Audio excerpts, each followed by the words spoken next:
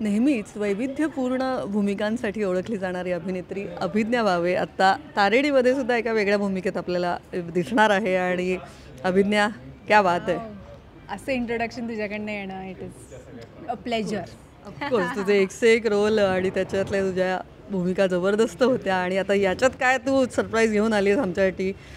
काय म्हणजे काय काय कुठे आमच्या क्षेत्राच्या जवळ काही आहे का?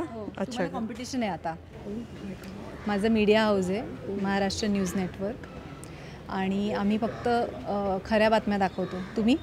आम्ही एकदम खऱ्या बातम्या दाखवतो. आम्ही खरंच आपलं पटेल, मग आपलं 100% पटेल. ठीक आहे. चला, एक बरं झालं. म्हणजे पण एक म्हणजे अभिनय याआधी तू इतक्या वेगळ्या भूमिका केल्यात, निगेटिव्ह जरा जास्त केल्यात. आता ही निगेटिव्ह आहे पॉझिटिव्ह आहे काय? कळेलच. ते गुलदस्त्यात आहे. ते जर तुम्हाला आता वाटत असेल की नाही आय हॅव गेस्ट, तर ती चूक आहे guys. It is not what you see. दिसतं तसं नसतं, म्हणूनच जग फसतं आणि म्हणूनच प्रेक्षक फसतात. अरे बापरे. म्हणजे एकंदर मजा आहे. मजा खूप मजा आहे. हे कॅरेक्टर करण्याबाबत म्हणशील तर एक वेगळं इन द सेन्स की नेगेटिव्ह, जसं तू म्हणालीस तसं मी आधी नेगेटिव्ह कॅरेक्टर्स केलेली आहेत, पण हे त्याच्यात नाही आहेत. हे वेगळे पण आहे 100%. पण ते दिसताना तसंच दिसतं की कारण ती एक स्ट्रॉंग वुमेन आहे, and strong women is always perceived as a villain, आणि हे तर तुला माहिती आहे. सो हे चुकीचं आहे ना. ते आता it is how it is. कारण मला असं वाटतं की एखादी व्यक्ती स्ट्रॉंग झाल्यावर आपोआप त्याचे खूप एनिमीज तयार होतात, आणि तेच कौशिकीच्या बाबतीत सुद्धा घडणार आहे. खूप खूप म्हणजे घरातच आहेत की काय असं सुद्धा होणार आहे की माझे जे एनिमीज आहेत ते घरातच आहेत का असं सुद्धा होणार आहे. पण हे तर 100% आहे की ती जशी दिसते तशी ती नाही आहे, आणि तिचा प्रवास काय आहे, ती अशी का आहे. बरं, तिची मुलगी जिला बोलता येत नाही, तिला ऐकू येत नाही, तिच्याबरोबरचा तिचा प्रवास वैयक्तिक कसा असणार आहे. त्यात तारिणी कशी मदत करेल, तारिणी तिला संकटातनं वाचवेल का, किंवा तारिणी तिचं सुरक्षा कवच बनेल का, हे सगळं बघणं. कशी तारणार आहे कौशिकीला, तारिणी तारणार आहे 100%. पण आता ठीक आहे, ते दिसतं तसं नसतं, ते आम्ही बघूच काय दिसणार आहे. पण तू आत्ता जे दिसतेस ते फारच मस्त दिसतेस. सो हा लुक जो आहे तो छान जमून आलेला आहे. अरे म्हणजे मला असं वाटतं ना, मी प्रत्येक सिरियलमध्ये आता तू तेव्हा तशीमध्ये नाही जमलं मला ते करायला, पण I have always manifested a nice character. म्हणजे जिकडे की ही बघता क्षणी असं वाटलं पाहिजे आईच्या गावात ही अशी असली पाहिजे, एखादी 35शीतली बाई ती अशी असली पाहिजे. आणि मला असं वाटतं मी पण तशीच आहे. तू मुळात स्वतःही तेवढी छान. मला तसं राहायला आवडतं, आणि मी हे खूप इंटरव्ह्यूजमध्ये बोलले, आणि हे खूप खरं आहे की मी जे नटते, मी जे छान दिसते ते मी स्वतःसाठी करते, कारण मला इतकं आवडतं to stay nice, to stay presentable, classy. हां, म्हणजे त्यांनी ना मला सुख मिळतं, इतरांना मिळतं नाही मिळतं मला नाही फरक पडत, मी खूप खुश असते. त्याच्यामुळे असं लुक छान झालेला आहे. खूपच कमाल मज्जा. आणि मला असं वाटतं या जेव्हा हा लुक डिझाईन केला तेव्हा तुझे काही इनपुट्स असतीलच, असं काही होत नाही. इनफॅक्ट जेव्हा मी गेले लुक टेस्टला तेव्हा माझे असेच होते केस, आत्ता जसे आहेत तसे. तर शर्मिष्ठा म्हणाली की with the same colour, hair colour. हो, की आधी लुक असा होता की शिल्पा शेट्टीसारखा लॉंग केस वगैरे वगैरे. ती म्हणाली नाही हे छान आहे, हे आत्ता तुझं आहे ते छान आहे. म्हणून आम्ही मग तो तसाच ठेवला, तो लुक मेंटेन केला तो लुक. आणि छान वाटतं, म्हणजे तुम्ही जसे आहात तसे तुम्ही जर का प्रेक्षकांपर्यंत पोहोचू शकता तर त्याहून कमाल बाब काय आहे यार. की मेकअप कमी, म्हणजे जे मला आवडत नाही त्या सगळ्या गोष्टी सांगते मी, की नॅचरल केस, आणि खूप अजून असं नाही, एक नॅचरल पद्धतीचा अभिनयसुद्धा हे बघा सिरीज माध्यमातून किंवा टेलिव्हिजन माध्यमातून तो पोहोचणं फार एक अशक्य वाटतं कधी कधी. पण माझा प्रयत्न एक कलाकार म्हणून तोच असतो की इतर करतायत ते करण्यात मला इंटरेस्ट नाही, मला तू करतही नाही. हां नाही, आणि माझ्या वाटेला ते येत पण नाही.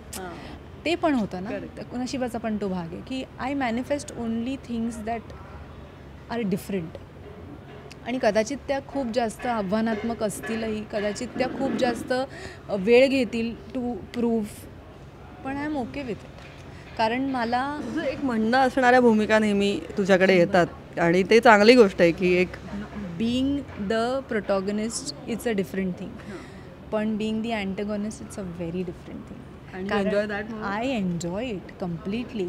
म्हणजे मला मी तुला सांगू की एक हिरोईन म्हणून तुमचं नाव होणं ह्याच्यात मला असं वाटतं की ते होणारच नाही. हिरोईनच आता तारिणी म्हटल्यावर तर तारिणीचं नाव होणं अगदीच अनिवार्य आहे.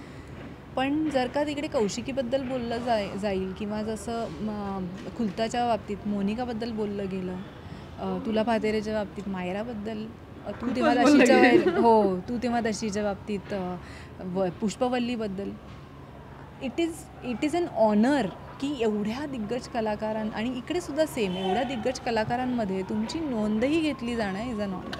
टेलिव्हिजनमध्ये तर 100%, कारण एक कॅरेक्टरची नावाची छपाई होतेच की, कारण ते कॅरेक्टर बिंबवलं जातं सोमवार ते शुक्रवार. पण त्या कॅरेक्टरमधनं ही अभिज्ञा ना, ती हे खूप रेअर आहे. टेलिव्हिजन ॲक्टरसाठी हे खूप रेअर आहे आणि ते माझ्या नशिबी आलं, हे खरंच देवानेच दिलेलं आहे. ह्याच्यात मी फक्त मेहनत करण्याचं काम केलं आहे. बाकी सगळा हा जो करिअर माझं आखलं आहे ते अख्खं देवाने आखलं आहे. सो मी फक्त त्याच्यावर विश्वास ठेवून पुढे चालण्याचं काम करते. बाकी मी काहीही करत नाही, खरं सांगते. हे खूप मस्तच आहे. पण हा जो मधला काळ असतो जेव्हा ते वाट पाहणं असतं, तो प्रत्येक कलाकाराला एक वेगळ्या पद्धतीने डील करावा लागतो आणि त्यात ते काही सुटत नाही कोणाला. तू कसं ते हँडल करतेस? का ते एक वाट पाहणं असतं, काय असतं? मी ना या क्षेत्राची नसल्यामुळे, म्हणजे लहानपणापासून किंवा माझं स्कूलिंग तसं नसल्यामुळे माझ्यासाठी ते फार कठीण होतं इनिशियली. कारण एअरलाईनमध्ये स्वतः म्हणजे प्रत्येक महिन्यात पगार जो पडतो त्याची सवय होती मला. ती सवय अचानक मोडणं, बरं त्याला काही हे का की एक्सपायरी डेट की बाबा 1 वर्षांनी अभिज्ञा मिळेल तू, असंही नाही आहे. ती अजूनही मला कठीण पडतं ते करणं, फ्रँकली मी तुला सांगते. पण I will say this also की सवय अजून आहे तेव्हाची, त्या एअरलाईनच्या क्षेत्राची ती जी होती ती ह्याच्यासाठी आहे कारण मला खूप कमी वयात पैशांची जाणीव कळली किंवा पैशांची किंमत काय ती कळली. कारण मी 18 वर्षापासून काम करते. हो 18च. त्याच्यामुळे मला ती जाणीव आहे आणि तेव्हापासून मी स्वावलंबी झाली आहे. सो मला कमीपणा वाटतो कोणाकडनंही पैसे मागायला, खरंच. हक्काचा माणूस असला तरीही, आता आई बाबा हक्काचे आहेत, पण मला कमीपणा वाटतो यार, नाही मागणार मी, का मागू, मी स्वतः उभे करेन. कारण सेल्फ इंडिपेंडंट स्त्री. एक्झॅक्टली. आणि असं नाही की समोरचा माणूस देण्यात काकू करतो, अजिबात नाही. मी म्हणायची ते रे अख्खं जग माझ्यासमोर प्रेझेंट होईल, पण का ते मी क्रिएट करेन आणि मी कोणाला तरी प्रेझेंट देईन, ह्या मताची मी. सो ते मला फार कठीण अजूनही जातं. पण I am also a very homely girl. त्याच्यामुळे मला घरी राहायला सुद्धा भयंकर आवडतं. सो तो एक काळ जेव्हा येतो तेव्हा मी सिरीज बघून एक स्वतःचा अभ्यास, मग ही सिरीज, मग ह्याच्यातला हे कॅरेक्टर ते लिहून काढणं, त्याचा हे मी करते. मला आवडतं आणि ते हां, आणि ते कलाकार म्हणून नाही, ते अभिज्ञा म्हणून मला आवडतं. माझा तो टाइमपास आहे करणं. आणि ते बिंज वॉचिंग सगळं एन्जॉय. हो. मग ते कॅरेक्टरचं त्यांनी हे असं का नाही केलं, मग त्यांनी हे असंच का बोलला तो, किंवा एखादं एक खूप माइंड ट्विस्टिंग आपल्याला सिरीज येते, त्याच्यात काय एंड आहे काय कळत नाही, ते एक 4-5 वेळा बघून ह्याला नक्की काय म्हणायचं होतं, ह्याला ह्या वाक्यात नक्की काय म्हणायचं होतं वगैरे लिहून, याच्यात डोकं चालतं मला भयंकर. त्याच्यामुळे मला हा जो जॉनर आहे म्हणून मला तो भयंकर आवडतो. Thriller, action, it is a amazing genre आणि मी रमते त्या जॉनरमध्ये फ्रँकली, अभिज्ञा भावे म्हणून सुद्धा. त्याच्यामुळे जेव्हा मला हे ब्रीफ आलं आणि जेव्हा मला ऑडिशनसाठी त्यांनी सांगितलं की अशी ऑडिशन आहे आणि तुला हे कॅरेक्टर प्ले करायचं आहे, मी तेव्हापासूनच एक्सायटेड होते आणि तेव्हापासून असं होतं मला हे करायचं आहे. आणि म्हणून ते कदाचित माझ्या पदरात पडलं आणि आता तुम्ही बघालच पुढे काय काय होतं ते. नक्कीच. आणि आता अर्थात मीडिया आणि सोशल मीडिया हे हातात हात घालून चालतेत, तर तू त्याकडे कसं बघतेस? म्हणजे तुला त्याचा फरक पडतो का? किंवा त्या ट्रोलिंग एस्पेशली जे आता काय म्हणजे ते ते एक भाग झालाय कलाकारांच्या आयुष्याचा सुद्धा. तर तू त्याकडे कसं बघतेस? अं, तू बघतच नाहीस. नाही नाही नाही, मी एक माणूस आहे आधी, नंतर मी एक कलाकार आहे.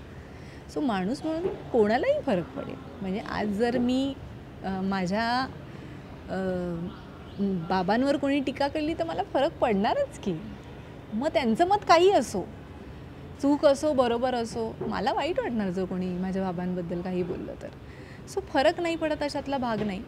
पण हेही तेवढंच खरं आहे की प्रत्येक माणसाला स्वतःचं मत देण्याची मुभा आहे आणि ती त्यांनी द्यावीच. तुमचं मत मांडणं किंवा तुम्हाला आवडलं नाही हे बोलणं चूक नाही आहे. भाषा, मला त्याचा प्रॉब्लेम आहे. आपण घरी शिव्या शब्द देऊन बोलतो का? आपण घरी म्हणजे कोणाचे तरी कॉन्फिडन्सच्या धज्ज्या उडतील असं आपण बोलतो का?